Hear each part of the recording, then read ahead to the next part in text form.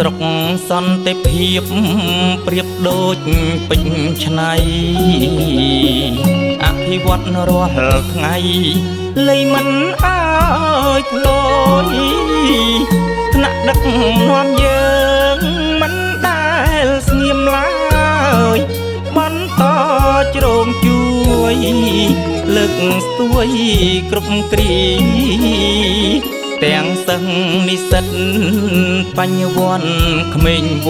ត្តជួយក្មេងកំសត់នៅវត្តដូចគ្នារួមធ្វើកិច្ចការមនុស្សធម៌នានាជួយជាតិខេមរាដោយចិត្តមួងមុតលោកបណ្ឌិតហានបូរិនប្រធានក្រុមការងារសាខាសមាគមសិស្សនិស្សិតបញ្ញវន្តក្មេងវត្តក្នុងខណ្ឌព្រែកភ្នៅប្រឹងប្រែងប្រាកដរួមស្ដារមុខមាត់បំរើ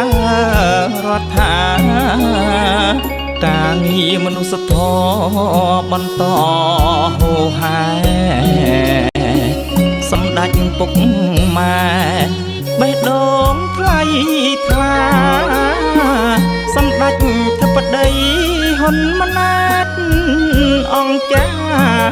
យុទ្ធសាស្ត្រគោលការណ៍ដើរគ្រប់វិស័យ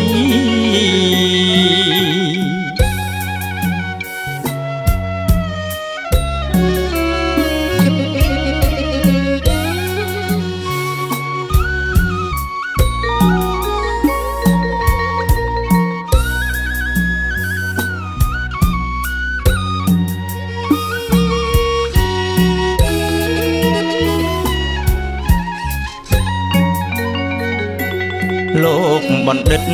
ហានបូរិនប្រធានក្រុមការងារសាខាសមាគមសិស្សនិស្សិតបញ្ញវន្តក្មេងវត្តក្នុងខណ្ឌព្រែកភ្នៅប្រឹងប្រែងប្រាកដរួមស្ដារមុខមាត់បំរើរដ្ឋាការងារមនុស្សធម៌បន្តហូរហែសម្ដេចពុកម៉ែបេះដូងថ្លៃថ្លាសម្ដេចធិបតីហ៊ុនម៉ាណែតអង្គចាយុទ្ធសាស្ត្រគោលការណ៍ដើរគ្រប់វិស័យ